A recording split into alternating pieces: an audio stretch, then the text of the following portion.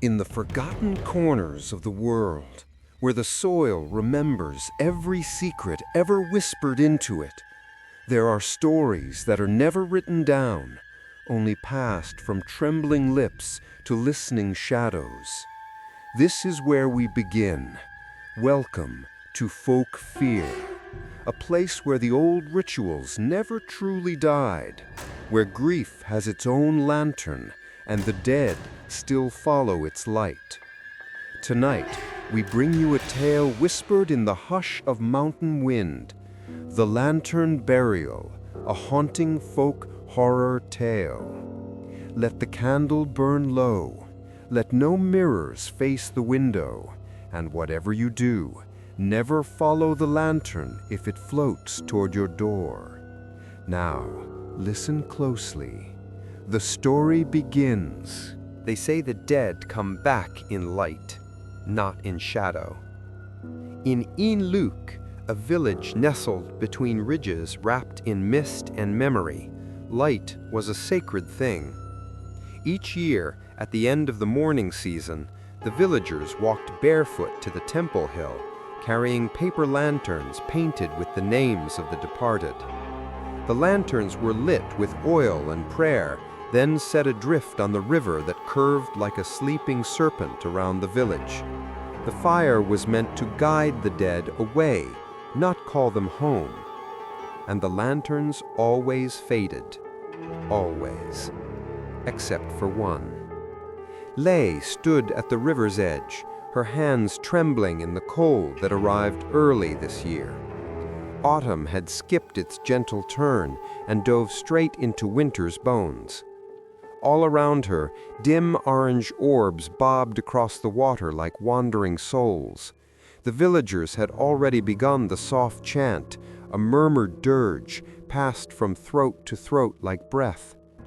She held her husband's lantern a moment longer. "Yai," she whispered, "if you see this, follow it far, far away from me. I love you, but you must not look back." She lit the wick, watched it take. The lantern glowed faintly, as though reluctant. The paper trembled in her hands. Then she let go. The lantern drifted. It moved slowly at first, then caught the current. Lay stood with the others, watching the light join the silent procession downstream. She waited for the moment it would dim, the sacred moment of release, the moment grief found peace. But the lantern didn't dim. It glowed brighter, not from flame, but from something beneath the flame. The orange light turned white, then blue. The wind shifted. Someone gasped. Children began to cry. And then, just as the lantern reached the edge of the river bend, it stopped, hovered, and floated upstream. Upstream. Lay's breath caught in her throat. No one moved. The chants died in the air. Then the lantern turned. It floated toward her. Dripping, hissing, not touching the water, yet trailing vapor like breath in frost. The flame flickered, pulsed, and in it, Lay saw the unmistakable outline of a man's face. Yai's face. Smiling, but not with warmth. That night, the village didn't sleep. The elders called it a bad omen, but offered no guidance. Monk Tru, the temple's last full disciple, was seen pacing with ash on his robes. And Lay sat in her darkened home, the lantern resting beside the family altar. It had followed her, all the way from the river, all the way through the village. It hadn't spoken, it hadn't burned, it simply waited. And somehow, she couldn't bring herself to put it out. She should have. The house still smelled of funeral oil. 3 weeks had passed since Lai's death. It was a quiet death, a cough that turned to blood, a fever that turned to stillness. The doctor had said something vague and modern, lung failure. but the elders whispered of forgotten rituals. He shouldn't have fished during Ghost Month. He crossed the lower waters when the dead walk, they muttered. She hadn't believed it then. She had buried him properly, washed him with lotus water, wrapped his body in white linen, fed his altar with sticky rice, eggs, and salt. She had even sewn the burial coin into his mouth with red thread, like the old ways demanded. And yet, the lantern had returned. On the third night, the light never flickered.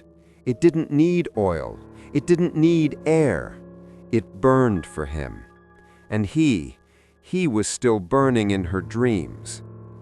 At first it was just glimpses, the door creaking, the wind rustling paper, a shadow where there should be none. But then came the breath, warm breath, on her neck. And then the sound, her name spoken in the voice that once whispered to her in love, now dry, hollow, strained through layers of ash. Lay. She awoke each time with her hands reaching for the lantern, never for the man. But each time she touched the paper, it was damp, cold, and in her palm she found flecks of bone-white ash, not from incense, not from any fire, but from teeth. She went to the temple. It was a desperate thing, a hope clutched by trembling fingers. The temple stood on the highest rock above the village, its roof bowed with age, its bells rusted by mist. Monk True met her at the gates as if he'd been expecting her. "You brought it home," he said before she could speak. Lei blinked. "How do you know?" He looked at her with eyes clouded by years and grief. "Because it burns again." They entered the sanctuary. The air was thick with sandalwood, but underneath something sour, old, like rotted silk. She placed the lantern on the stone floor between them. Even in daylight it glowed, soft blue, gentle, beckoning. True knelt and did not touch it. "You've awakened it." "Awakened what?" she whispered. He didn't answer. Instead, he pulled a scroll from under the altar and unrolled it. The parchment was yellowed, the ink faded, but the image was unmistakable. A lantern, floating above a grave. Below it, arms, hands reaching up from the earth. The dead crawling toward light. "The lantern burial," he said at last. "It was forbidden 100 years ago. Maybe more. Too many came back." Lei stared at the drawing. "It's a ritual?" "No, a mistake." His voice lowered. "A prayer meant for the living, not the dead. But someone long ago reversed it. They believed light could bring their loved ones back, and it did. But not whole." Lei wanted to cry, but the tears would not come. She thought of the way Yai's hands used to hold hers, warm, firm, human. She thought of the smile he gave her when he mended the roof before monsoon season. She thought of his laugh when she spilled rice everywhere on their wedding day. She had not asked him to return, but maybe her grief had. That night she wrapped the lantern in black cloth and tied it shut. But it still glowed. So she buried it beneath the house. But the floorboards above stayed warm, and the scent of funeral oil returned. She tried to sleep in the garden, but her dreams found her. And in them she heard footsteps, wet, uneven, and a breath that no longer needed lungs. On the 7th night, Lei lit a real lantern, one with oil and wick, and nothing else, and walked to the edge of the village. There was a banyan tree there, ancient and wide, where children never played and birds never nested. Beneath it, stone steps led down to a path that villagers said didn't exist. But it did.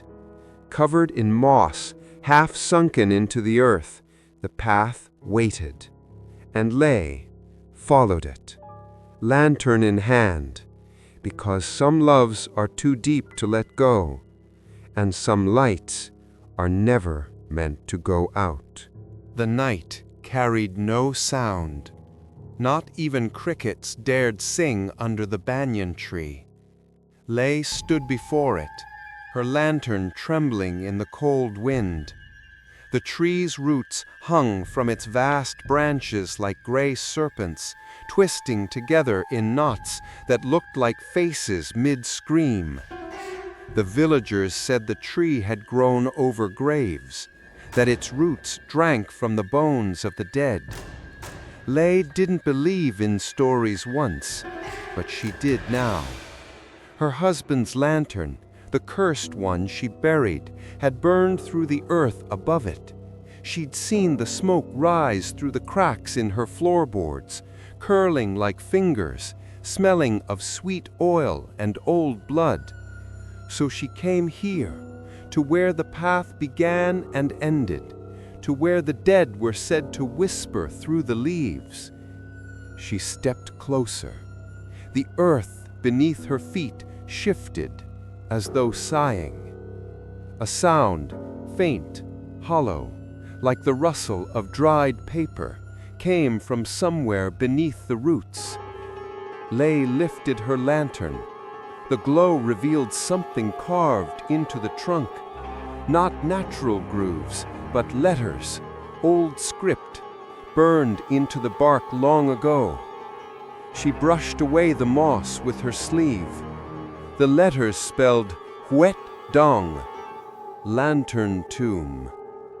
The path behind the banyan had once been stone, but now it was half swallowed by mud and moss. Each step down seemed to breathe. Lantern light wavered, reflecting off damp walls. The deeper she went, the colder it grew, the air heavy with the smell of wet incense and rotted cloth. She did not know what she was looking for, only that she had to understand why the light refused to die. Her husband's smile haunted her like a mirror memory, warm one moment, ghostly the next. If he was trapped, if he was reaching for her from somewhere between this world and the next, then she would go there, even if it meant never coming back. At the bottom of the path, she found an altar.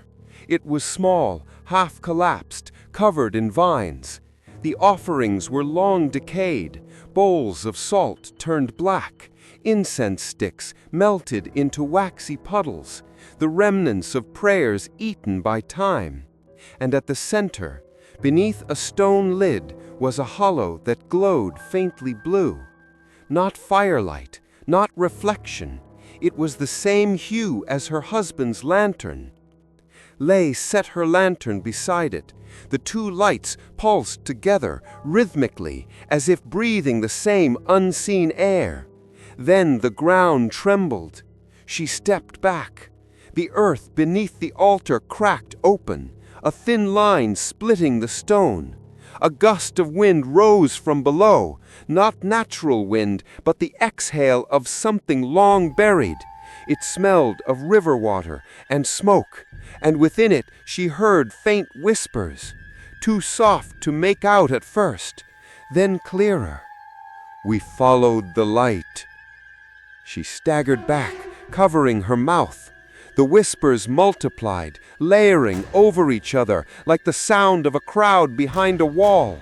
Male voices, female voices, some young, some old, all speaking through a breath that didn't belong to them anymore. She stumbled, nearly falling, and the lantern slipped from her hand. It didn't shatter. It floated, just above the ground, weightless, like something unseen was holding it. The blue glow deepened until it filled the hollow with ghostly light. The vines on the walls began to move, slithering as if stirred by that light. And then she saw them. Fingers. Hundreds of them, pale, brittle fingers pressed through cracks in the walls, as though the dead beneath had been buried sitting upright, reaching out toward the lantern flame. The whispers rose into a low chant. It was not words she knew, but her body knew it. Her chest ached, her pulse faltered, the warmth in her fingers began to fade. And then, amid the chanting, one voice broke through the rest, deep, familiar. Le. She turned. Her husband stood in the archway behind her, or what was left of him. His skin was dust pale, his eyes hollow but alive with blue light. He was smiling again, that same soft curve of lips she once kissed beneath the rain. His voice trembled like a wind chime. You found me. Her knees weakened. Nay. He took one step closer. His feet didn't touch the ground. The air between them shimmered like water. I couldn't leave. I followed the lantern. You called me. I didn't, she said, tears slipping down her face. I just wanted you to rest. His smile didn't fade. Then let me rest in you. The shadows pulsed. Behind him, the altar split wider, and for a brief, impossible moment, Le saw something that wasn't a body at all. Not flesh, not bone, but a lantern burning in the shape of a heart. He was hollow, lit from within, and inside that glow, she saw movement, faces, countless faces, flickering in the flame, whispering through the same voice. Les screamed and stumbled back toward the path. The ground shifted. Roots coiled around her ankles like living snakes. The air thickened with mist and sorrow. She pulled free, falling onto her knees, and crawled toward the mouth of the tunnel. Her lantern's flame sputtered, dimmed, then flared bright again. Blue light, the color of morning. The whisper followed. Don't let the flame die, or I will die again. She ran. Branches clawed at her arms, tore her sleeves. The chanting grew distant, swallowed by the fog behind her. When she burst out beneath the banyan's roots, dawn had begun to bloom pale on the horizon. The tree was silent again, but the ground beneath her feet was warm. That night, she sat alone beside the altar in her home. The blue lantern burned before her, steady as a heartbeat. Monk Chu's warning echoed in her mind. The dead will find their way back. She reached toward the flame. It flickered, then steadied as if recognizing her touch. She whispered, "If you can hear me, what do you want?" For a long while, there was only silence. Then, faintly, the sound of breath on glass. A whisper from within the flame. Bring them home. The lantern flared, and across the village, one by one, the buried lanterns began to glow through the earth, blue as ice, silent as sorrow. The dead were finding their way back. The shadows arrived before the wind did. It began subtly, the way curses often do. A neighbor's dog howling through the night, eyes fixed on the corners of the room. Rice bowls tipping over on altars untouched, smoke curling from unlit incense. The village of Yến Lục had always been quiet, reverent even, but in the days after Lê visited the lantern tomb, the silence began to feel different, thicker, like something was listening and following. Lê no longer slept in her bed. Each night, she knelt before the blue lantern on her altar, waiting for the whisper to return. It no longer spoke clearly, but it breathed, rhythmic, slow, as though someone or something was waiting for her to respond. She didn't. Not yet. But the blue glow remained constant, never dimming, never flickering. It lit her face with an unnatural hue that deepened the hollows of her eyes and cast shadows in places where shadows should not exist. Then came the first knock. It was nearly midnight. The lantern had pulsed gently for hours. Lei had almost drifted into sleep on her knees when 3 slow knocks echoed against her door. She rose, heart hammering. "Who's there?" she whispered, not daring to speak louder. No reply. She crept forward, past the lantern's reach, and opened the door a sliver. No one. Just the wind brushing through the bamboo fence and the flicker of other lanterns in distant homes. But the strange thing was, one of the lanterns across the road wasn't on a porch. It was floating, drifting slowly past the neighbor's window, lit from within and casting no shadow. The next morning, children in the village began talking about the light walkers. They described them with the uncanny precision only children possess, figures that glided, not walked, faces lit from the inside, mouths that didn't open but smiled too wide. "They stand outside windows," one boy whispered. "They don't blink." Another girl added, "I saw one by my brother's bed. It looked like our grandfather, but grandfather is dead." Monk Tru gathered the elders. They convened in the temple's back hall, lighting old red candles and sealing the doors with salt lines. Lei was not invited, but she didn't need to be. She already knew what was happening. The flame had opened a door, and the dead were stepping through. That evening, she walked the village with her lantern. It pulsed faintly with each step, as if sensing others nearby. The light didn't stretch outward. It curled around her like fog, close and intimate.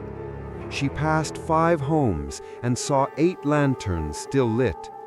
But at the 6th house, she saw it, a figure standing behind the glass.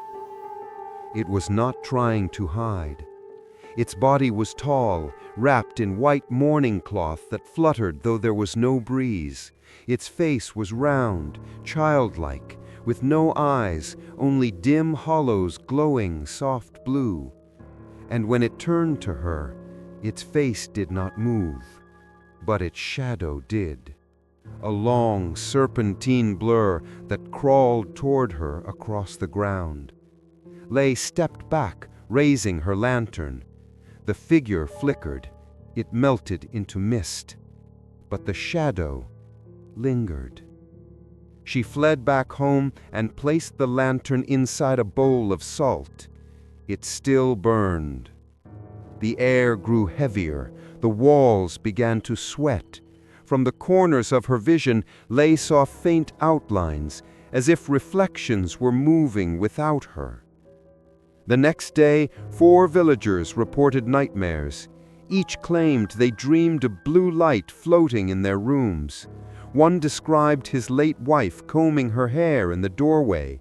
Another swore his dead son held out his arms and asked, "Why did you send me away?" The worst was a fisherman named Tom.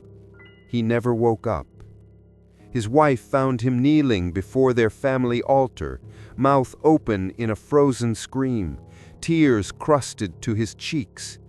His lantern, long buried at the riverbank, had returned to their doorstep, lit again with pale blue fire. Monk Tru finally visited Lei. He said nothing at first, simply looked at the lantern on her altar. Then he touched the floor. It was warm. He pressed his fingers to the earth, closed his eyes, and whispered something in the old tongue, a prayer or perhaps a plea. When he opened his eyes, he looked older than ever before. "You kept the flame alive, and now it walks in your shape." Lei stiffened. "What do you mean?" "There's something following you," he replied. "It's not your husband, it's what came through with him."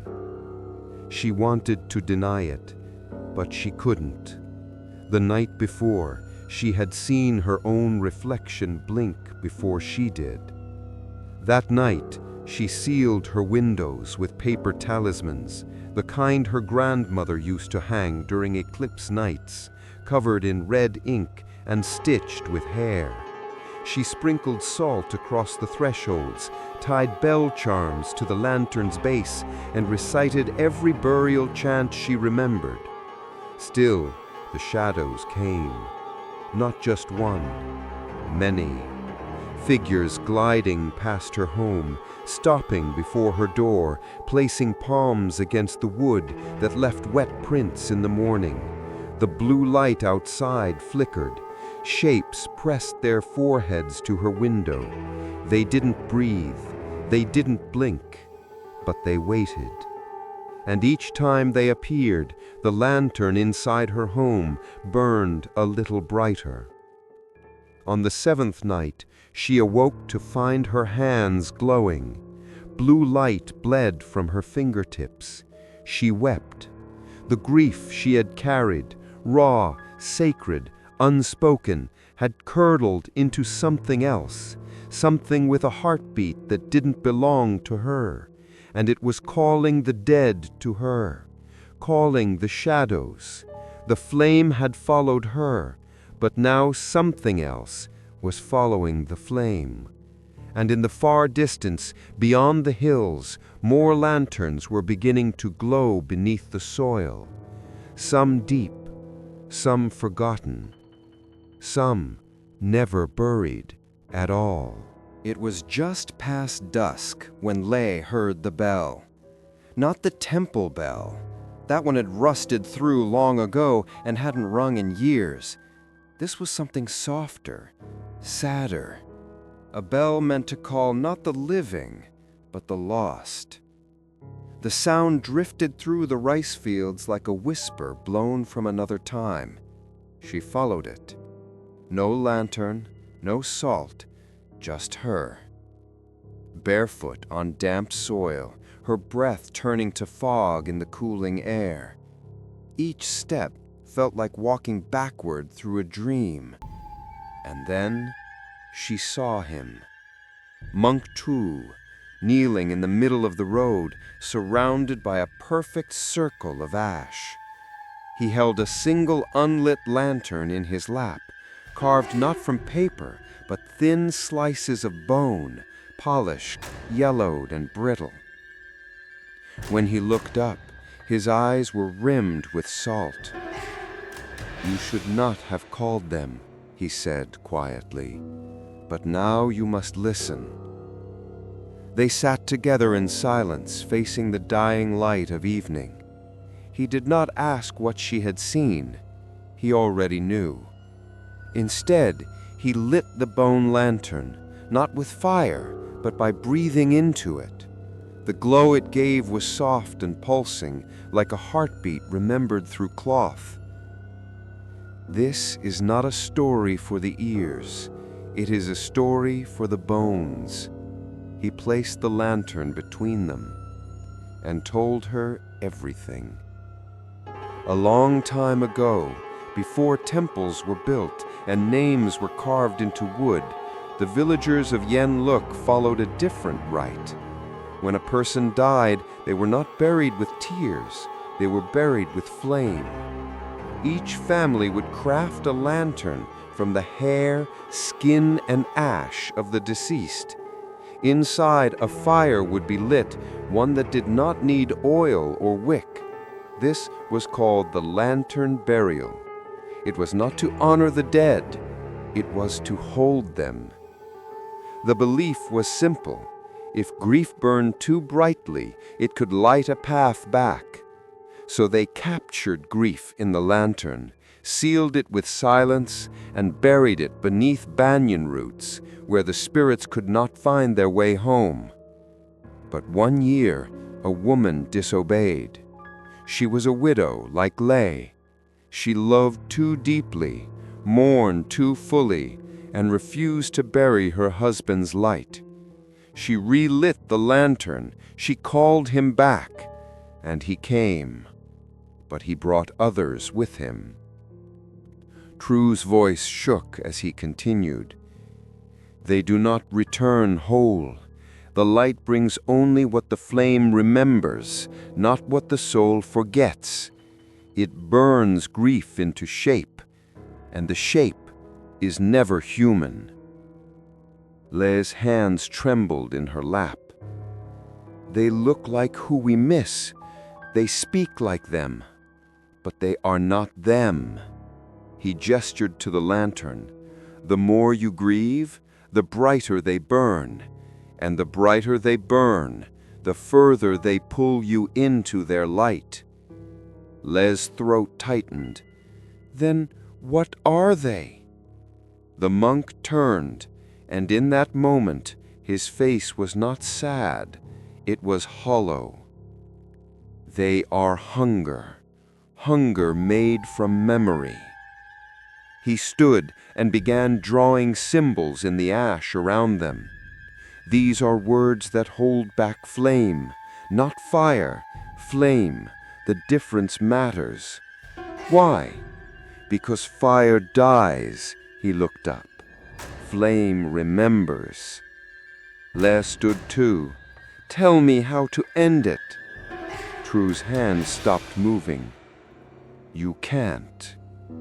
The answer struck like a bell in a closed room.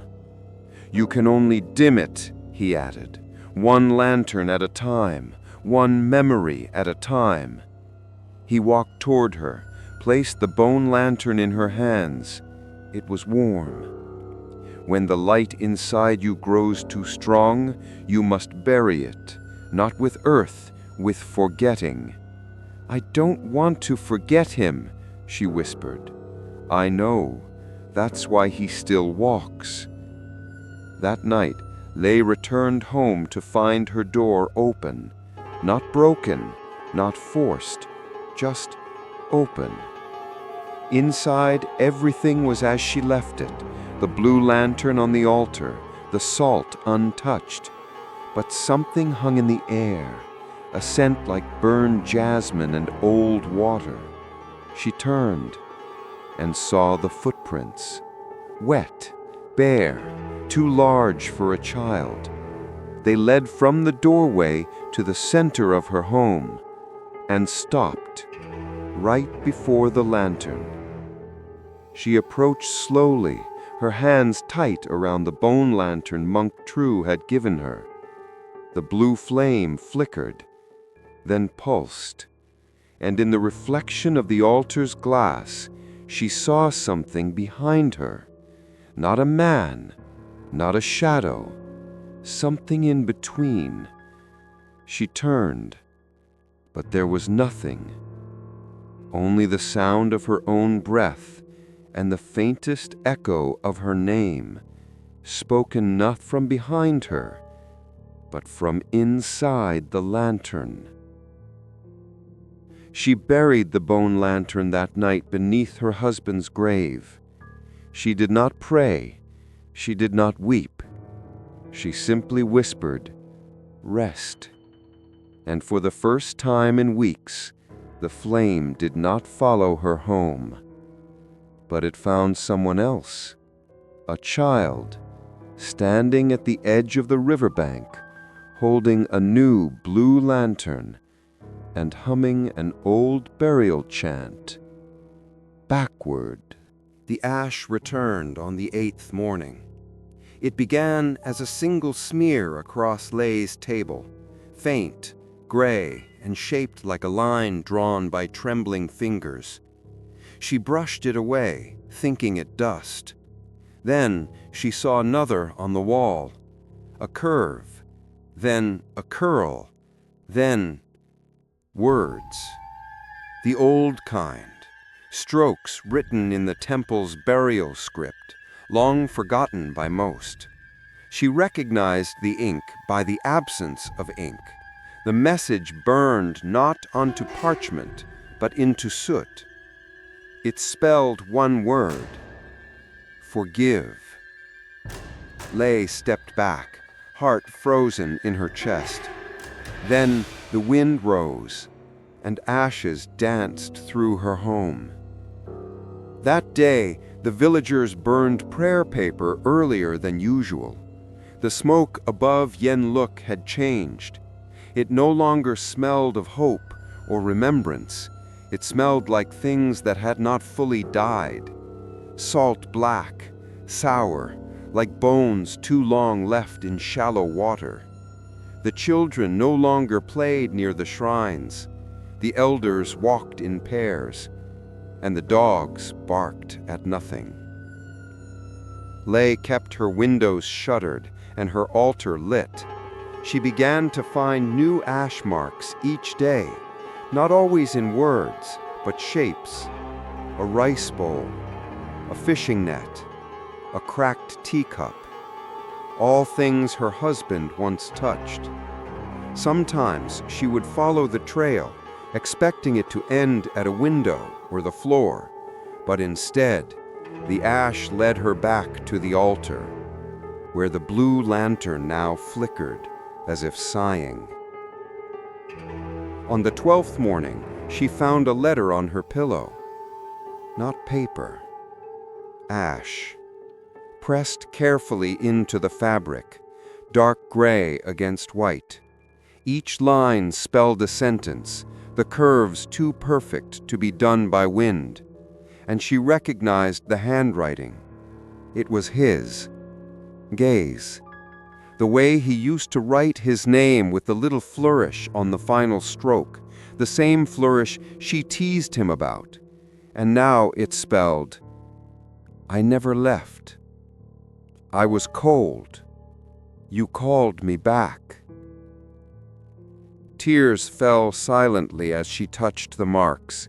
They smudged beneath her fingertips, but the scent of him, of old smoke and fish oil, lingered in the air.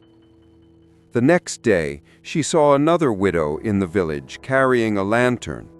Old Mrs. Cook, who had buried her son 2 winters ago. She walked slowly through the market, eyes glazed, lantern glowing pale blue at her hip. No one stopped her. No one spoke. More and more the dead were being called back, not by ritual, but by memory, by grief left too long unspoken. The flames fed on it, and in return they offered shape, voice, and presence. But not peace. Never peace. Monk Tru stood at the temple gates, watching the ash fall like rain. You warned them, Lay said quietly. They never truly listened. He handed her a small parchment sealed in wax. What is it? Something written long ago, by the first who broke the ritual. She left behind instructions. Lay broke the seal.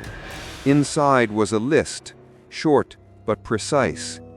Do not speak the names of the dead aloud after sunset.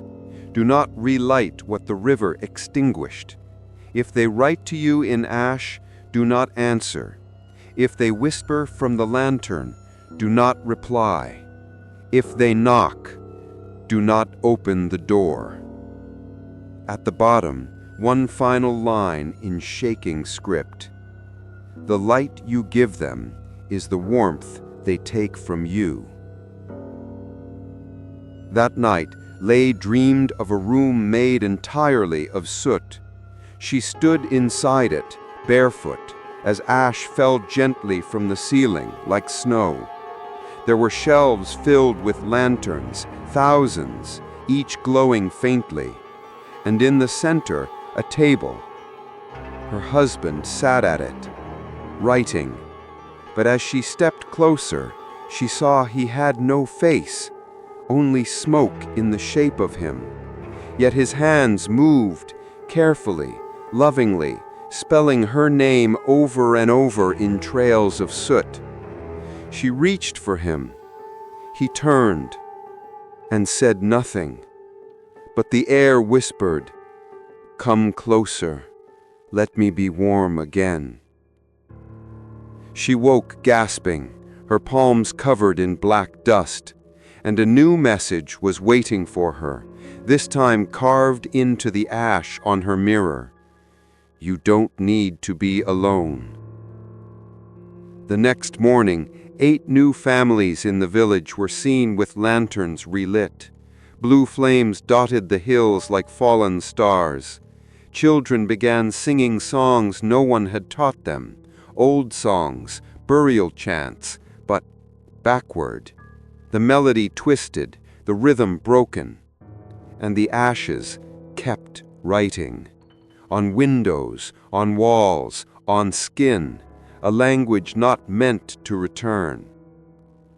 On the 15th day, Lei placed a bowl of salt before her altar and watched as letters formed in the grains without touch. The flame is warm, the soil is cold. Let me stay. She whispered through clenched teeth, What do you want?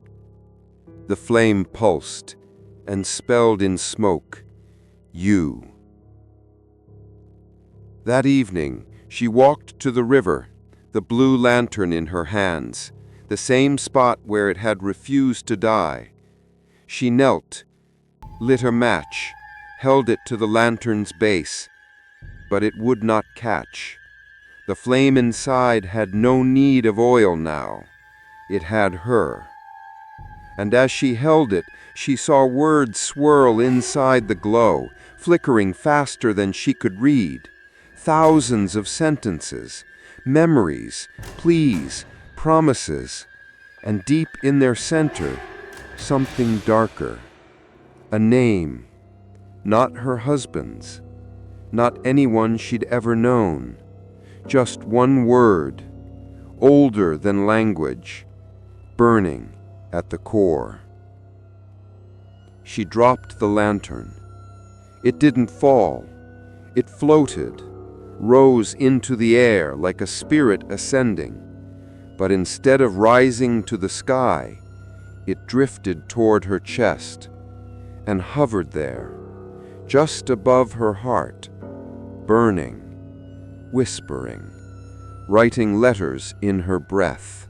The village began to glow, not with warmth, not with joy, but with a strange, steady blue, a cold fire that spread not in flame, but in memory.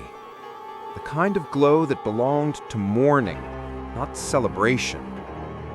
By the 17th day, more than half the homes in Yến Lục had a lantern relit, and none of them had used matches. The light came on its own, one by one, like eyes opening in the dark. Children no longer played outdoors. The laughter that once echoed through bamboo groves had gone silent. They stayed inside, clinging to blankets, drawing strange symbols in the dust with their fingers. When asked what they were doing, they only said, "They showed us. The people inside the lights." At night, Lei walked the village paths, her feet bare, her hands wrapped in cloth to muffle the sound of her movements. Her own lantern pulsed quietly on her altar, but she no longer looked at it. She feared what might be looking back.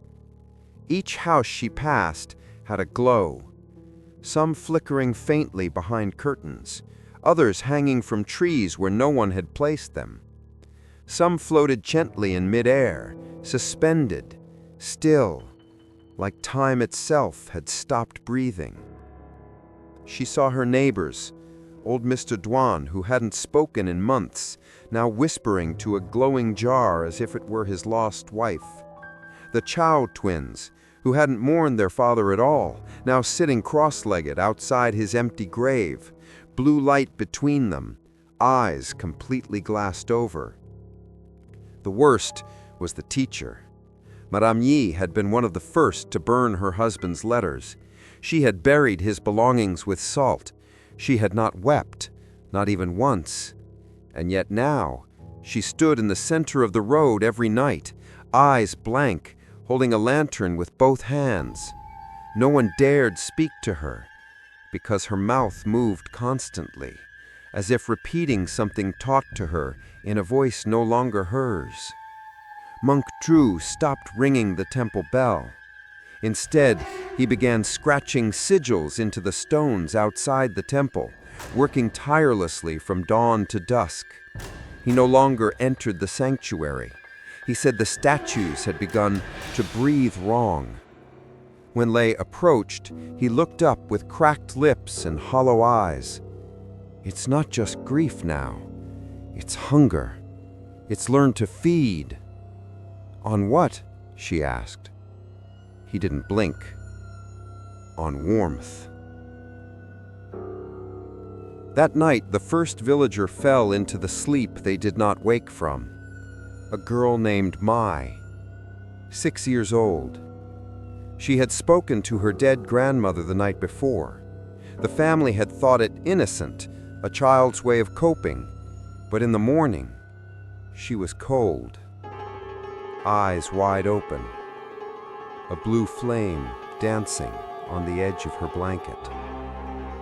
Then came the dreams. Lei tried not to sleep, but exhaustion is a quiet predator. When it came, it brought her to a place she could not name, a village of silence, buried beneath fog. All around her lanterns floated, tethered to nothing, flickering blue. And inside them, faces, not screaming, not moving, just staring. Some she recognized, others she felt she had yet to meet. They pressed against the paper from within, like unborn things, waiting. One spoke, not with sound, with light, a shimmer across her skin, spelling words she felt rather than heard. We carry one of you now. We remember your warmth. She awoke drenched in sweat. The mirror opposite her bed had fogged over, and in its center, drawn with a finger too cold to belong to the living, were 3 words. Let it grow. More lights came, not just from lanterns. Blue fires now appeared in wells, in rice bowls, in mirrors. One boy tried to blow out a flame above his bed. The next day, he didn't speak, his voice gone, replaced by the sound of wind whispering through paper. Another child was found humming songs with no tune, repeating a name none of the elders remembered, a name that hadn't been spoken since the oldest grave had caved in. The river turned pale. Where once the villagers had floated lanterns to say goodbye, now the water refused to carry them away. The flames hovered on the surface like insects too heavy to drown. And under the water, shadows moved, slow, watching. One fisherman swore he saw his mother's face rise just beneath his boat, smiling, mouth full of teeth that were not his own. He never returned to the river again. Lei knew something else. The lights were not just visiting. They were building something. Not a place, a state. The village of blue light was not Yến anymore. It was something overlaid upon it, like another layer of skin, and the lanterns were its eyes. Monk Tru summoned her once more, but not to speak, to show. He opened a scroll kept hidden in the temple's hollow base, one passed down by monks who had long since sealed their mouths with thread so they could no longer chant the wrong words. The scroll held a map, not of geography, but of memory. It showed what happens when too many lanterns are lit at once, how their light folds over the land, blurring what is dead and what is dreaming. At the center of the map, drawn in smudged ink, was a single symbol, a house burning with blue. They're trying to return, but not through bodies, True said. He pointed to her chest. Through us, through the warmth of remembering. Then what do we do? She asked, her voice hoarse. He smiled, bitter and tired. We forget. But Lei couldn't forget. Every time she closed her eyes, she saw the lantern hovering over her husband's grave, waiting, not for her tears, but for her body. And still, the village glowed. Blue fire on rooftops, in doorways, in mouths. The dead did not scream. They whispered. They asked for kindness. They asked for fire. They asked for home. And one by one, the living answered. She was just a child, 9 years old, barefoot, with tangled hair and a red ribbon that fluttered behind her like a forgotten prayer. Her name was Jen, and before the blue fire, she was known for laughter, for chasing butterflies across the old rice fields, for painting river stones and placing them like offerings on strangers' porches. But that was before she heard the voice, before she answered it, and before she sang to it. The first to notice was her grandmother, a thin woman with a spine like woven rope and eyes dimmed by years. She hums in her sleep, she said to Lei in a whisper, but not songs I taught her. What kind of songs? Lei asked. The old woman hesitated. Ones with no words, only sorrow. That same night, Yen stood at her window, wide awake, singing in a voice not quite hers. The melody rose and fell like waves breaking in a dream, the rhythm not fit for children. And behind her, a blue lantern hovered, not hanging, not resting, just waiting. Lei came to the house the next morning. The girl sat silently in the center of the floor, her hands wrapped around the blue flame, skin pale and fingers trembling. She hasn't eaten, her grandmother whispered. She says she's not hungry, says the light feeds her. Monk Kru came too, summoned by hushed fears. He said nothing for a long time, only watched the girl, head bowed, lips unmoving. Then he knelt beside her and placed a bell in her hand. Duyen looked at it, then dropped it. The sound that rang out made the windows frost over, and from her mouth she began to hum again, slower this time, but not to herself, to the lantern. It flickered in time with her breath, and the air around them dimmed. Later that night, Kru sat with Lei in the temple courtyard, both of them silent, both watching as fog crept over the village roofs like a second skin. He's reciting the burial chant, he said softly, but backward. Lei turned to him, heart sinking. What does that mean? It means she's not sealing the dead, she's opening something. In the days that followed, the village changed again, not drastically, just slightly, enough for those who were watching. Lanterns no longer needed to be lit. They appeared on their own, in doorways, beneath beds, inside water jars. The color deepened from pale blue to deep indigo, and people began whispering in their sleep, not words, not names, but pieces of a song, Yuan's song. One morning, a farmer claimed to see her in the fields, dancing in a slow circle, barefoot in frost, her arms outstretched. Around her, 7 lanterns hovered in a ring. Each one burned for a different soul. Each one bore a mark on its side, not a name, but a shape, an eye, a tooth, a broken sun. They rotated slowly as she sang, and the mist bent toward her voice like reeds to wind. "She's feeding them," he said, "like they're hungry." When asked how he knew, the farmer simply stared into the distance and said, "Because one of them looked at me." That evening, Lei visited the girl again. Jian was quiet, sitting on the floor, cradling the lantern like a newborn. Her eyes no longer blinked in rhythm with the world, they blinked with the flame. "Who are you singing to, little one?" Lei asked gently. Jian smiled. "To everyone who listens." "And who listens, little one?" The girl tilted her head, as though hearing something Lei could not. "They live in the dark behind the candle." Monk Cru returned with an old book, a burial ledger, fragments of chants used in ancient funerals, many long banned by temple law. Inside was a verse, one that matched Drian's melody, but reversed. "May the flame lead you inward, where breath does not rise, where names do not echo, where warmth forgets itself."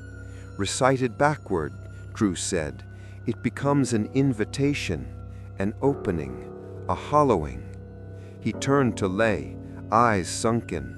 "She's not just feeding the lanterns, she's becoming one." That night, Lei heard a new hum in her home. Her own lantern, the one that carried Nai's light, had changed its tone. It no longer pulsed like a heartbeat. It vibrated, faint and slow, like breath drawn through silk. And when she touched it, she heard Jian's voice, not from the outside, but from within, whispering, calling, "Come join the circle." The next morning, the girl was gone. Not vanished, gone. Her clothes lay folded beside the hearth. Her grandmother found 7 burn marks in the floor, each the size of a lantern's base. No footprints, no door opened, just a scent, jasmine and river salt, and a low, constant hum coming from every lantern in the village at once. Monk Cru wept. He had seen it once before, he said, long ago, when a child called back their mother from the wrong side of the mountain. The lanterns rose then, too. The songs came, and the village where it happened no longer appeared on maps. It was simply called the place where the flames stayed. Lei stood that evening on the temple steps, watching the horizon. Above the hills, the sky had turned from dusk to blue. Not dark, not night, just blue, like flame. It shimmered faintly, as if the world itself was being watched from the other side of the glass. And from somewhere within the mist, a girl's voice sang to the dead, a lullaby that was never meant to be sung by the living. But the lanterns listened, and they began to hum back. The temple had always been the safest place in Yến Lục. Stone walls, iron bells, incense smoke rising like prayers that never quite reached heaven. But safety had a scent once, sandalwood and faith, and now it smelled of damp soil and burnt silk. By the time Lei reached the gates, the air was trembling, not with wind, with something deeper, like the earth beneath the temple was breathing. Monk Chu was inside, kneeling before the altar, head bowed to the cracked tiles. The candles around him were all extinguished. Only one light remained, a blue shimmer leaking through the floorboards beneath his knees. Lei stopped at the threshold. "Master!" she whispered. He didn't move. The blue light pulsed, and she saw it, faint trails of smoke escaping through the cracks in the wood, curling up his spine like living veins. "Master Chu!" she said again, louder this time. He finally looked up. His eyes glowed faintly blue. "Too late," he murmured. "It's opened." The boards beneath him groaned. a sound like wet rope being pulled through bone. Lei ran forward, reaching to drag him away, but the air grew heavy, thick as oil. Every breath hurt, every step sank. When she looked down, the floor was shifting, not breaking, moving. The planks rippled beneath her like water disturbed by unseen hands. And between them, light spilled upward, blue and alive, forming the shape of a spiral. Not random, not chaotic, deliberate, as if someone beneath the temple was drawing something on the underside of the floor, something ancient. Chu collapsed to one side, clutching his chest. "The seal! They buried it here, to hold the first flames, the ones that could not die." Lei knelt beside him. "What's happening?" "The dead have remembered the way up." He pointed to the cracks. "They're climbing." She pressed her ear to the wood. From beneath came sounds she could not name. Scratching, soft whispers, the clinking of glass, and the unmistakable murmur of breath. Not one voice, many. Chanting, the same backward song Yun had sung before she vanished. "Master," she said, shaking, "how do we stop it?" Ju reached into his sleeve and pulled out a rusted key, trembling in his grip. "There's a hatch," he whispered, "below the altar. Don't open it. Don't look. Just pour oil down and burn it." "But what's inside?" He met her eyes. "Names." The chanting grew louder, a deep hum that rattled the floor like thunder trapped in a jar. Lei pulled aside the altar mat, scraping at the cracked stone until her fingers found the lock. She turned the key. The sound stopped. Silence. Even the wind outside seemed to hold its breath. Then the hatch creaked open on its own. A gust of cold air hit her, dry, sweet, heavy with the scent of something preserved too long. She lowered her lantern into the dark and saw faces. Hundreds of them. Lanterns carved from bone and glass, stacked in rows beneath the floor like sleeping eyes, each etched with a name, each sealed with black thread.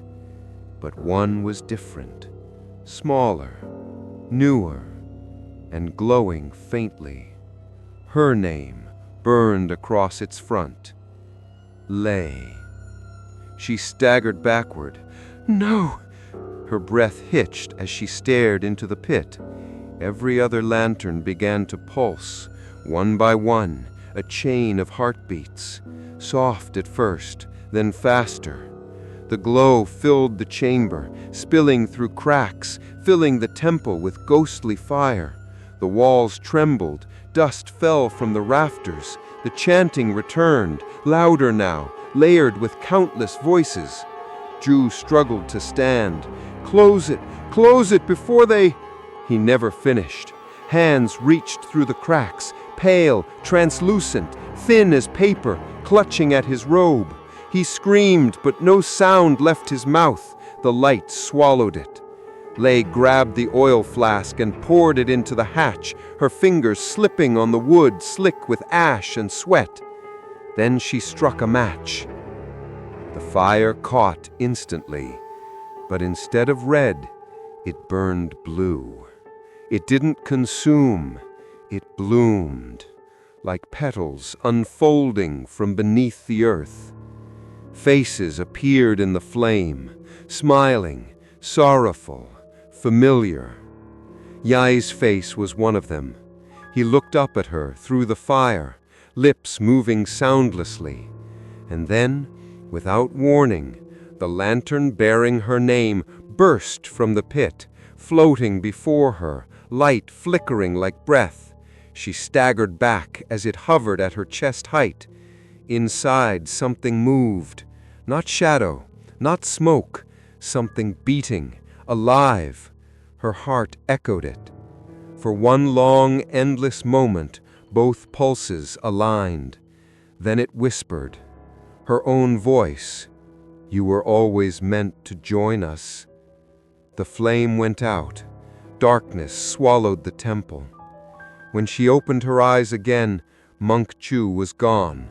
The floorboards were intact, and the lantern with her name rested quietly before the altar, unlit. She should have left it. She should have run. But instead, trembling, she reached down and picked it up. It was warm. And inside, faintly, impossibly, something fluttered, like a heartbeat that wasn't hers anymore. That night, the temple bell rang for the first time in 50 years. No wind moved it. No hand touched it. But all through Yến Lục, every lantern, blue, white, hidden, buried, flickered once in answer, and then burned a little brighter. It was the skin that changed first. Not everyone.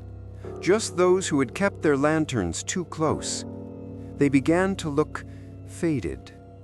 Their cheeks thinned, their fingertips turned pale, their breath steamed even when there was no cold. Then came the burns. Not red, not blistered, but white, like snow that left scars. Lei saw the first of them on the woman who sold dried herbs in the market. Her hands, once calloused and brown, were now blotched with ash-colored rings. She wrapped them in cloth and whispered of fever dreams and voices in the fire. "They touch me," she said once, "when I hold the lantern too long." Later that week, she was found lying in the alley behind her shop. Skin frozen stiff, eyes wide open, mouth filled with soot. They called it the cold burn. It crept up arms, across shoulders, over hearts. It didn't kill all at once. It took things piece by piece. First warmth, then voice, then thought. And always it started with a blue glow near the chest, like a lantern had taken root inside. Monk Chu called it the mark of the first ones. He said they were the ones who long ago lit the first forbidden flames, the ones who refused to grieve properly. Instead of burying their pain, they carried it inside, and over time it burned them from within. But not with heat, with hunger. The cold burn wasn't frost, it was emptiness. They burned themselves cold to keep their dead warm, he told Lei. And now the same is happening here. He opened his robe to show her his own arms, veined with white, like ice trapped beneath paper-thin skin. Every day more lanterns ignited, not just on altars or in homes, in people, inside them. She saw it in the way villagers began to shiver under the sun, in how they forgot to eat, forgot to speak, in how their eyes glowed faintly in the dark like candle wicks waiting to touch. Children sat silent in corners, humming to no one. The elderly stopped answering their names. The river began to run slower, thick like syrup. No fish, no sound. And in the sky, the moon remained locked in its waxing phase, never full, never dark, as if time itself had stopped moving forward. Lei knew what was happening. So did Ju. But neither said the word aloud. Possession was too simple a term. This was adoption. The light was choosing them, turning them into vessels, into homes, and the ones who were most willing were the ones who hurt the longest. She found one such soul just before dusk, a man named Fook, whose wife had drowned 3 winters ago during the flood. He'd sat beside the river every day since, silent, unmoving. Now he was standing in the shallows, water lapping at his chest. His lantern floated beside him, burning. And when Lay called out to him, he turned, smiling, and whispered, "She's warm again. You don't understand how cold she was. I just want to hold her once more." His teeth clattered even as the sweat on his face evaporated into mist. Then he reached down into the water and pulled up a second lantern, one that glowed from within like a womb of light. It had no markings, but it pulsed like a heart. He vanished that night, but in his place, 2 lanterns floated on the river, drifting slowly against the current, refusing to dim. Monk Ju grew weaker each day. He no longer spoke in full sentences, only fragments, pieces of chants half remembered from the ancient rites. Lay stayed with him as long as she could, until one night he placed something in her palm, a shard of glass, curved, smoky. It was a piece of a lantern, one of the very first. "Yours," he rasped. "Why me?" she asked. His lips cracked into a smile. "Because you still remember what it means to forget." Then he closed his eyes and did not wake again.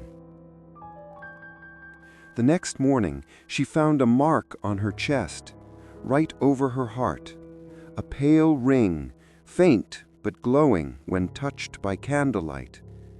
Not painful, just cold. It pulsed when she stood near her husband's grave. It throbbed when she sang the songs she once hummed while cooking, and it glowed when she missed him, which was always. The truth was clear now. Grief had become a currency, and the flame, the one in the lanterns, fed on it. Not to consume, but to build, to shape, to live. The cold burn wasn't frost, it was emptiness. Some embraced it, others fled from it, but none could escape it.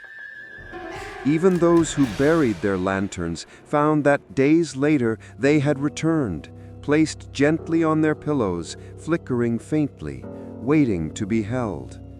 And the moment they were touched, the burn began. By the 20th night, Lay could no longer feel warmth in her fingertips. She wrapped her arms in cloth, sang to herself, tried to remember the sound of rain before it started whispering. But the cold was in her now, moving upward, slow, relentless.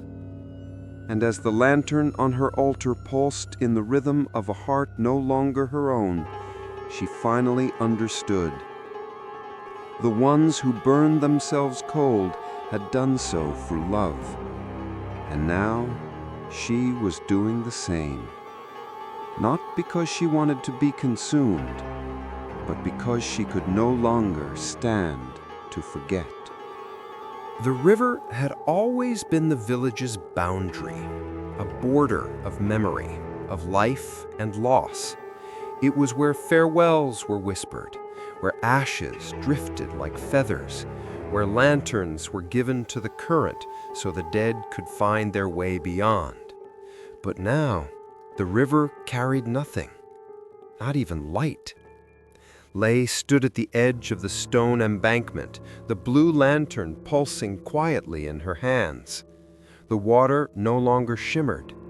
It sat still, heavy like glass, black and soundless, not a single ripple. When she looked down into it, she saw the sky. She saw the moon. She saw the outline of the mountains behind her. but not herself. No reflection, only absence. And then a sound, a faint drip. She turned. No one. Then again, drip, drip, as though water were falling from skin. She stepped closer to the edge, peered down, and saw it. A pale hand. Not beneath the water, above it, floating. As if the surface had become a ceiling, not a floor, and something was swimming on the other side of it, in reverse. The hand did not move. It waited.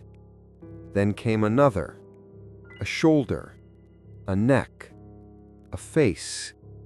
It was nigh, but upside down, his eyes wide, mouth half open, not smiling, just watching. Lei fell backward with a gasp, the lantern nearly slipping from her fingers. The water never rippled. It simply absorbed his image, like a mirror held too long in grief. She ran.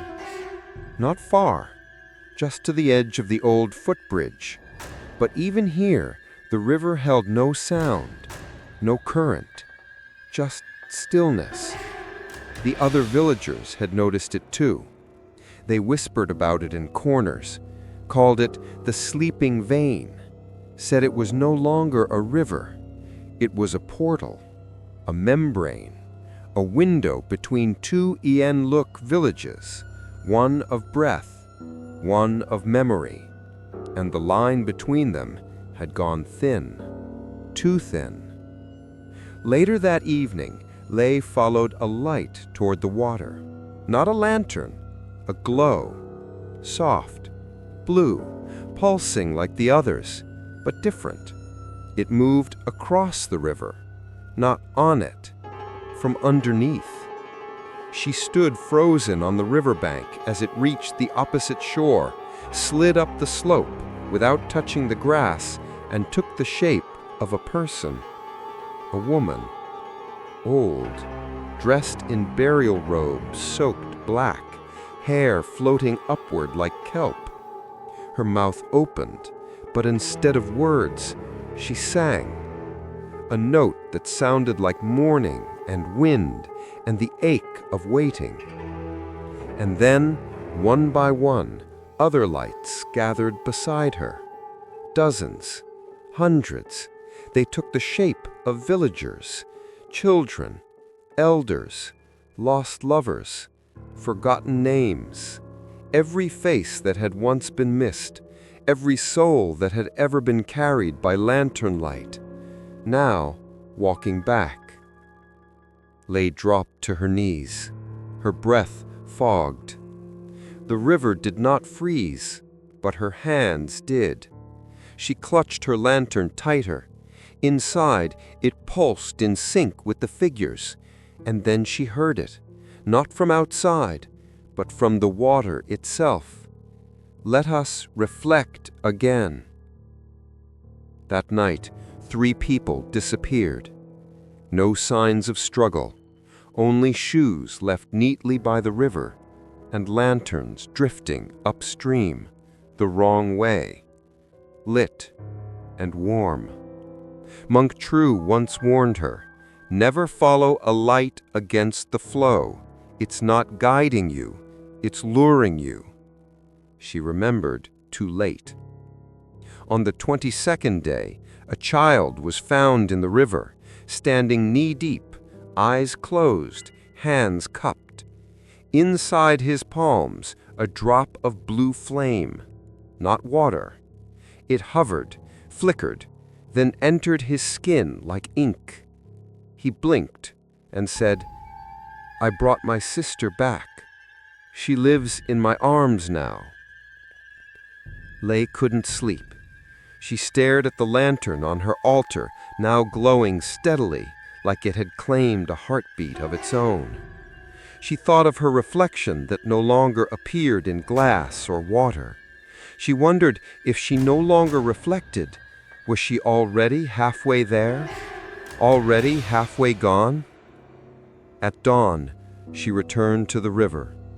This time, she crossed the bridge.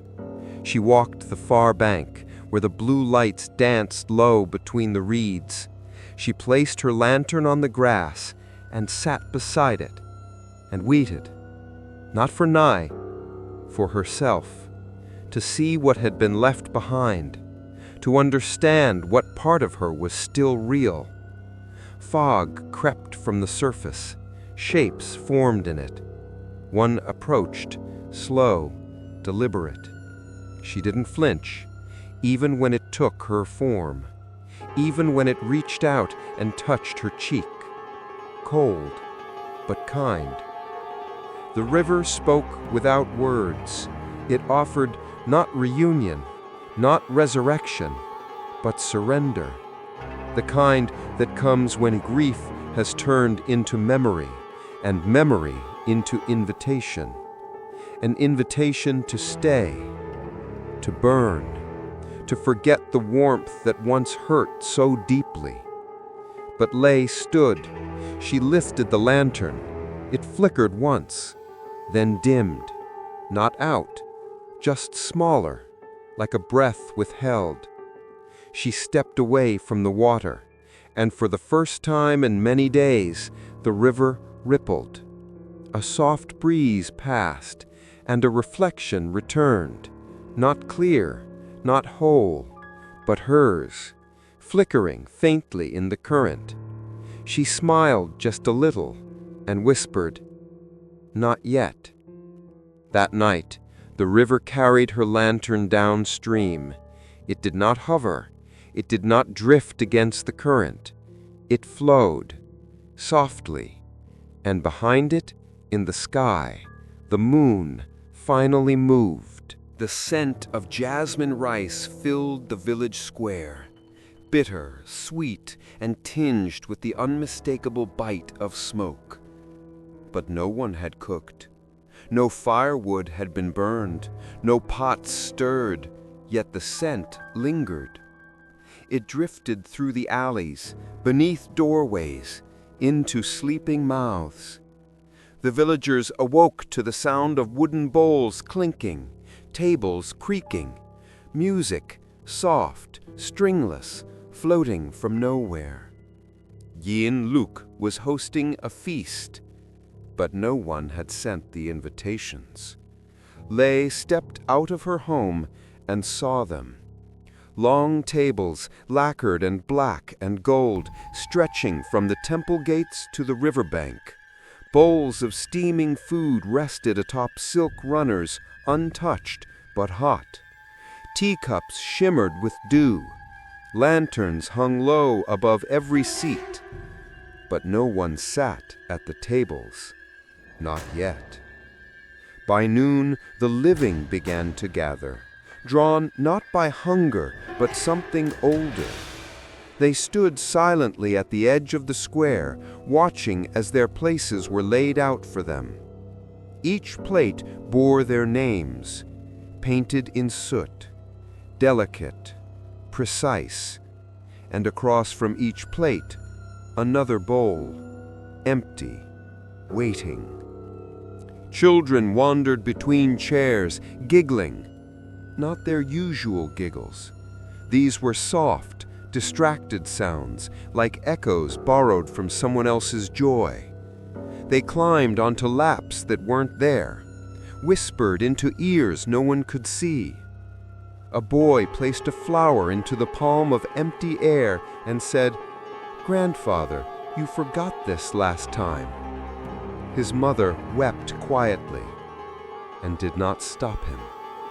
By dusk, the seats began to fill, not visibly, but the air changed. It thickened. The lanterns dimmed slightly. The food remained untouched, but steam curled from the bowls. Shadows moved where they shouldn't, and the music grew louder, not from strings, from throats, from breathless, ageless voices humming through teeth that were never fed. Yin stood at her place. Her bowl shimmered. Reflections shifted within the broth. not her face. Guys. And behind him, others, a crowd of familiar eyes, some too blurred to name. They stared upward, waiting. Her opposite seat was empty, but only to the eye. She felt it, felt him, sitting there, smiling, breathing a little. She reached for her chopsticks. Her hands trembled, then froze, because the bowl moved. Not shifted, moved, as though gently nudged forward. A silent invitation. Eat, join, stay. But she did not. She stepped back. The bowl remained still. The steam now rose in patterns, shapes, letters. Her name, drawn in vapors only grief could read. Monk Drew was not at the table, but his seat was marked. A lantern floated above it, spinning slowly. Not glowing blue, glowing white, like bone bleached clean. Lier approached it and heard a whisper, one she couldn't place at first. Then it came clearer. His final words. Because you still remember what it means to forget. And then the dead arrived. Not suddenly, not violently, but respectfully. They stepped into the light as if returning from a long journey. Some limped, some wept, some held hands with no one visible. They wore burial robes faded into mist, faces half-formed, bodies flickering in and out of place. Yet the villagers did not scream. They welcomed them, with silence, with bowed heads, with gratitude carved from longing. The feast began, but no food was eaten. Instead, the living and the dead simply sat across from each other, staring, matching breath for breath, a mirrored rhythm. Lanterns pulsed above like stars. Lier looked into Nai's eyes. They weren't fully his, not anymore. Too hollow, too bright, but behind them was a sorrow that still belonged to her. He raised a hand, not to touch, to reach, slow, gentle. She lifted hers. Their fingers nearly brushed, but she pulled away just before the cold returned.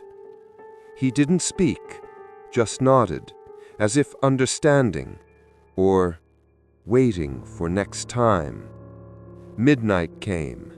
The music faded. One by one, the shadows stood, bowed, and left the tables behind, returning to the edges, to the fog, to the spaces beneath the earth. The bowls stayed full, the chairs stayed warm, and the scent of jasmine lingered long after they were gone. But the lanterns didn't dim. They hovered over every home that night, silent, glowing, watching. Ye did not sleep. She walked the length of the empty tables, alone, hands clasped tightly together, repeating one phrase under her breath.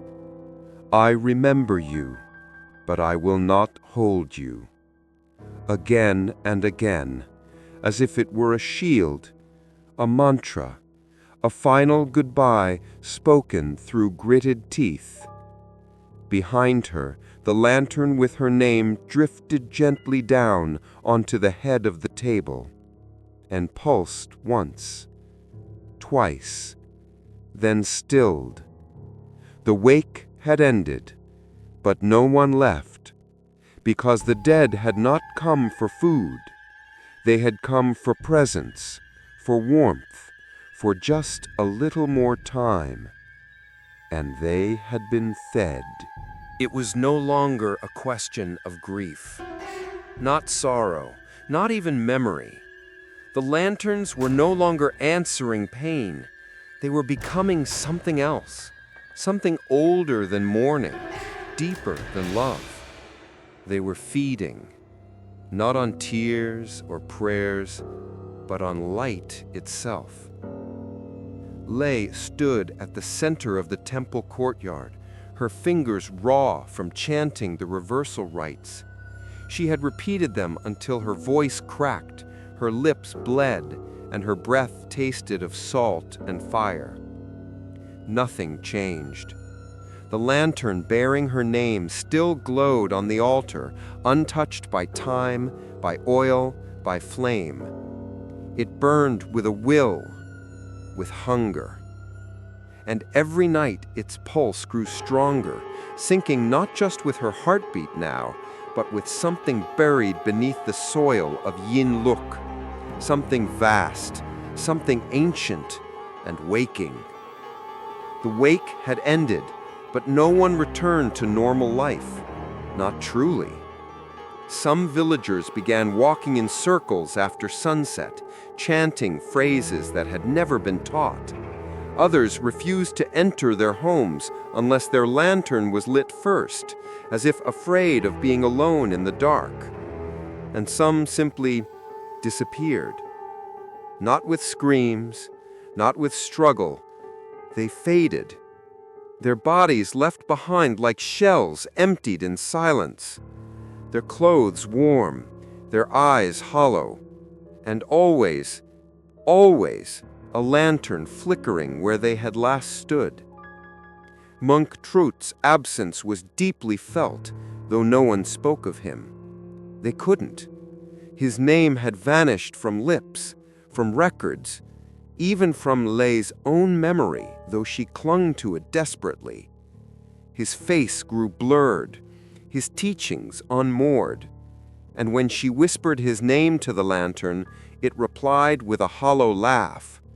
Not his voice, something else. Mocking. Feeding. It was then she understood what the lantern burial truly was. Not a mistake, not even a ritual, a trap. Not for the dead, but for the living. A way to preserve light, not extinguish it. Because light, once called, once shaped, once named, does not fade. It waits, grows, becomes. And what it becomes no longer needs a body, just warmth and memory. She returned to the hidden catacomb beneath the temple. The hatch creaked, protesting her presence, but this time she did not flinch. She descended, and the glow below welcomed her like an old friend. Inside, the stacked lanterns now pulsed in unison, blue, indigo, violet, each flame a heart, each heart a soul that had been remembered too long. She walked between the rows, holding her own lantern to her chest, feeling its pulse accelerate with every step. And then, at the far end, she found it. A wall covered in writing, soot ink, ancient, looping script from a language that predated the village. She didn't know the words, but she felt them. They whispered in her breath, her blood, her spine. She placed her hand on the wall. It moved. Not the stone, the light behind it, like skin stretched over a heartbeat. And from behind that wall, she heard voices, thousands, layered, soft, each speaking her name, not yelling, not begging, just knowing. The lantern in her hand flared, and then spoke. Her own voice, but wrong, too calm, too smooth. too cold. Let us live inside you.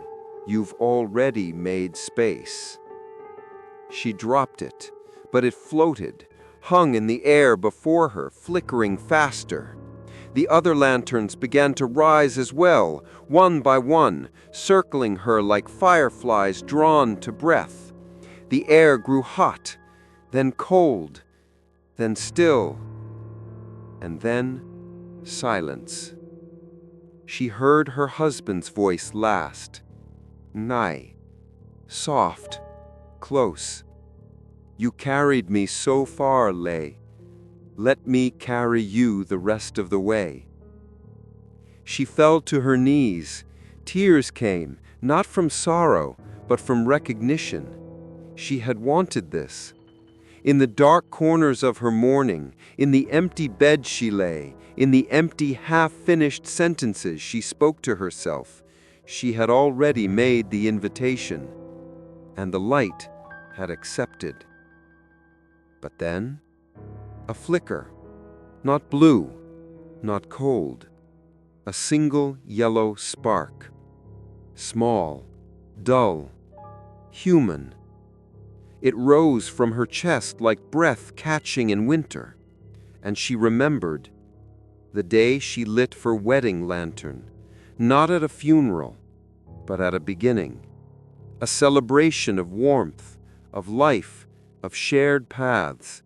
It had been golden, not sacred, but true. She clutched the memory, let it burn in her palms, let it rise through her throat, and then she screamed. Not a cry of fear, a refusal, a severing, a flame that said, "This far, no further." The lanterns recoiled, the voices faltered, the wall pulsed once and cracked. Light poured through, not blue, not warm, pure, white. She awoke on the temple floor, the hatch sealed, the altar scorched, and her lantern, the one that carried her name, dimmed. Its pulse now matched her own again, not stronger, not hungry, just present. The light that devours the dark had been fed long enough. Now it slept. But it would wake again, if asked. That night, Lay buried her lantern beneath the oldest banyan tree, wrapped in black silk, tied with red thread, and whispered over it the first words the village had long forgotten. Let the light forget me. Lay thought it would end after the burial, after the silk was tied, after the final chant faded through the roots of the banyan tree. But endings are not for those who have carried flame. They are for those who never lit it to begin with. The next morning she woke to silence, true silence. No lantern pulsed beside her. No voices breathed through the wood. The house felt still. For the first time in weeks, she did not smell smoke. And yet, when she placed her hand over her heart, it glowed, just faintly, but undeniably. There was no flame, no pain, no cold, only warmth, soft, familiar. As if the light she buried had not died, only moved inward. She opened her robe to see. There, etched faintly across her chest like a birthmark, was a ring of pale blue skin, a lantern's shape, and beneath it, a flicker, a memory, still burning. She wept, not from fear, but from understanding. You cannot bury what has become part of you. You cannot silence the flame once you've whispered to it. The light had not devoured her, it had become her. She spent the day walking the village. Children played again, cautiously, The lanterns still floated, but their glow had softened. People spoke once more in full sentences, but they moved more slowly, listened more carefully.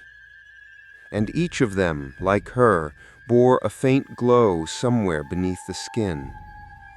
A fingertip, a shoulder, a rib. The lanterns were no longer on the outside. They were inside them now. At the temple, she found the altar restored. Fresh incense burned. The bells rang softly in the wind. And upon the stone steps, someone had carved a new verse. We do not bury the light to forget. We bury it so that it may remember. She sat at the base of the altar and closed her eyes, listened, waited.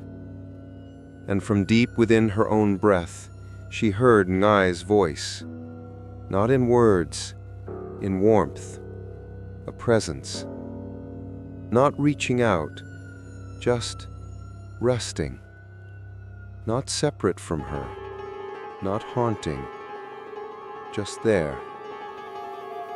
She lit a new lantern that night, one without name, without color, a simple vessel.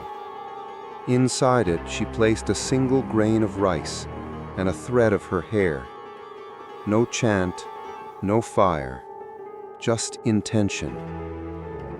And she left it by the river, floating. Not to call anyone home, not to guide anyone away, but to say, I carry you now. You no longer need to burn. In her dreams, she stood in a field of extinguished lanterns, each one dark, still, peaceful. She walked among them barefoot, the grass soft, the air humming gently. And in her chest, the light flickered in time with the wind. Ngai stood at the edge of the field, smiling, whole. He didn't reach for her, he didn't speak, but she knew. He no longer needed to. He was in the parts of her that had learned to live with sorrow, not despite it, but through it. When she awoke, the mark on her chest had faded. Only a faint warmth remained. She placed her hand over her heart, felt the silence, felt the space, and whispered, You are home now. That day the river flowed freely again. Reflections returned. The wind no longer hummed songs backward. Children forgot the chants. The lanterns stopped floating without permission. The night returned to darkness, and it was welcome. Not every grief must be lit. Not every memory needs flame. Some can be held, quietly, inside, where they become something softer, something sacred. It happened without warning. No drumbeat, no storm, no death, just quiet. The kind of quiet that made even the wind pause, unsure if it was welcome. The sun fell beyond the hills like a slow, tired breath. And the lanterns, those ancient flickering ghosts of warmth, began to fade. Not all at once, not violently. They dimmed the way memory dims, softly, reluctantly, with grace.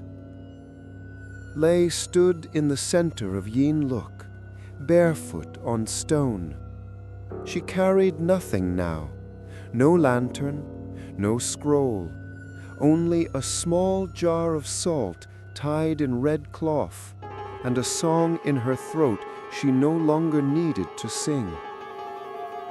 She had not lit a flame in days, and yet she still burned inside, quietly, steadily. The first to extinguish was the lantern above the well. It had floated there since the winter her neighbor's son had drowned, refusing to leave, flickering with his laughter. Now it blinked once, twice, then went dark. The water below rippled once and stilled. No reflection, no echo, only silence. Then the rooftops, lanterns that had clung to old prayer poles, flickered and blinked like eyes weary from keeping vigil. One by one, they surrendered. The sky drank their glow and offered stars in return. The people gathered slowly. No one was called, no bell was rung. They just came. Old men with hollow eyes and healed hearts. Children who no longer hummed in their sleep. Mothers who carried empty cradles, not out of mourning, but out of memory. Each stood before the lantern closest to them. Each raised a hand and waited. Lay walked to the altar at the temple. It was bare now. No offerings, no flame. Only a single stone bowl filled with river water. She dipped her fingers in and touched them to the floor. The shape she traced was not a seal, not a curse, a thank you. To the light, to the love, to the letting go. Then she sang.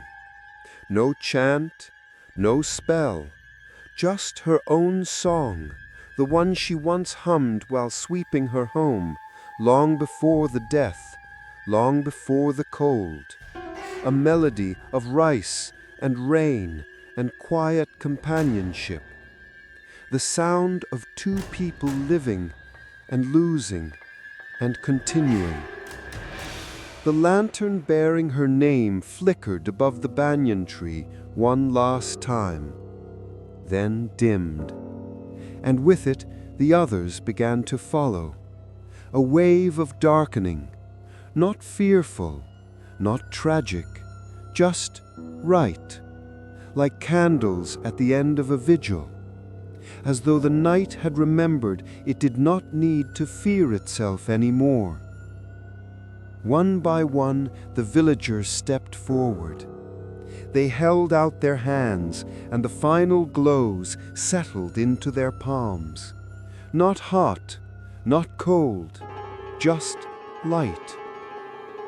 Then vanished, sank into skin, into blood, into the places where grief had once made a home. No one spoke. There was nothing left to explain.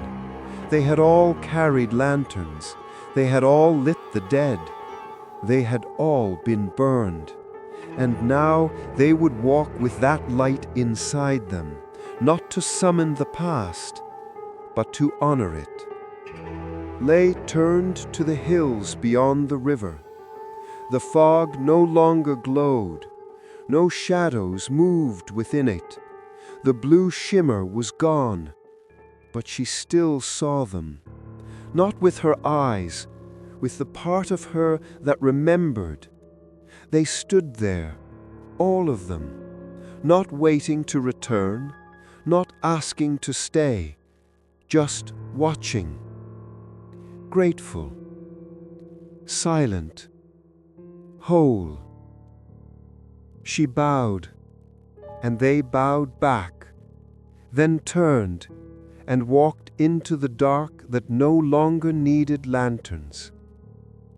The village slept that night in total darkness. No flames, no dreams, just peace.